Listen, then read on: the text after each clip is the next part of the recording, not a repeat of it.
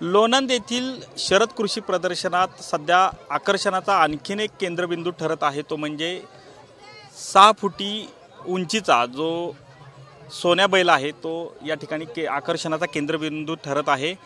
खरं तर मोठ्या संख्येनं या ठिकाणी जे शेतकरी वर्ग आहे किंवा जे बैलगाडी स्पर्धाप्रेमी जे असतात ते देखील या ठिकाणी आवर्जून या बैलाला पाहण्यासाठी प्रदर्शनात गर्दी करत आहेत।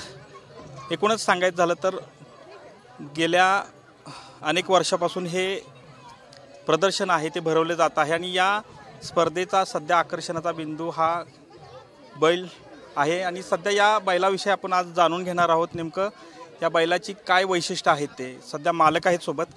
आपलं नाव काय? नमस्कार, माझं नाव विद्यानंद दावटी। काय या बैलाची वैशिष्ट्य काय?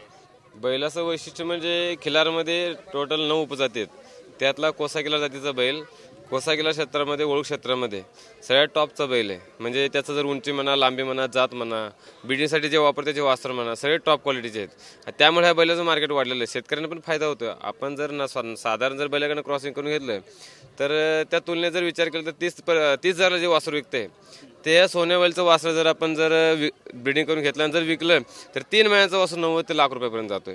ह्या बाबतीमध्ये विचार केला शेतकऱ्याचा फायदा होतोय। 30,000 जागी 90,000 रुपये जर त्याला भेटलं 60,000 रुपये नफा झाला म्हणजे हा दुष्काळ आता सध्या ह्या पावसाच्या वातावरणामध्ये तर त्याला शेतकऱ्याला एक थोडंफार बाबा हात लागेल।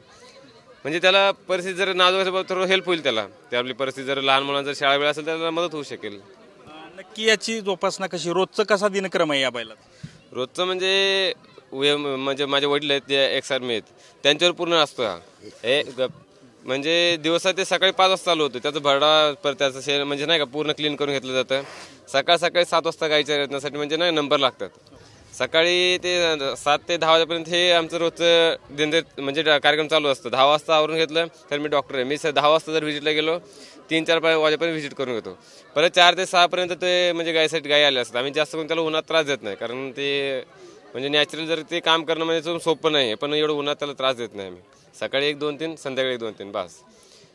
या बैलाला आतापर्यंत काय विकत घेण्यासाठी मागणी वगैरे काय झाली? विकत मागणी म्हणजे मी सोलापूरच्या कृषी परिषदेमध्ये गेलो होतो, तिथं चंद्रकांत पाटील जे आहेत त्यांनी 41 लाख रुपये मागणी झाली। त्याच्या पुढे अजून तुझं काय अपेक्षा आहे का म्हणून विचारले त्यांनी, तर म्हणलं साहेब आपले काय अपेक्षा नाही आहे, आपला घरचा सदस्य आहे, तर 41 कोटी रुपयाला तरी या बैल मी देत नाही।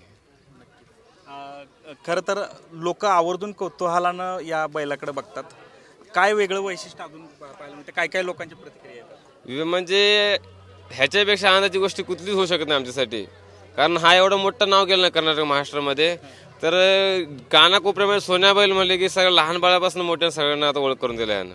आम्ही जर साधारण जर आम्हाला कुठं गेलो असं आम्हाला ओळख नसतं, पण ह्या नंदी बैलामुळं माझं पूर्ण कर्नाटक महाराष्ट्रामध्ये नाव झालेलं आहे।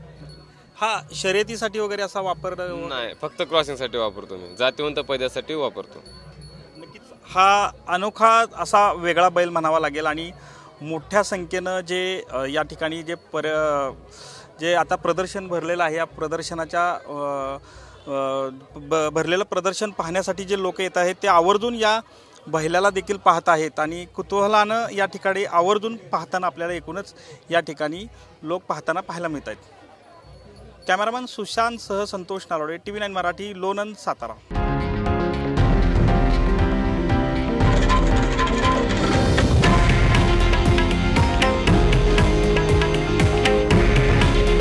हे आहे देशातील नंबर 1 न्यूज नेटवर्क आणि आपण पाहत आहात TV9 मराठी।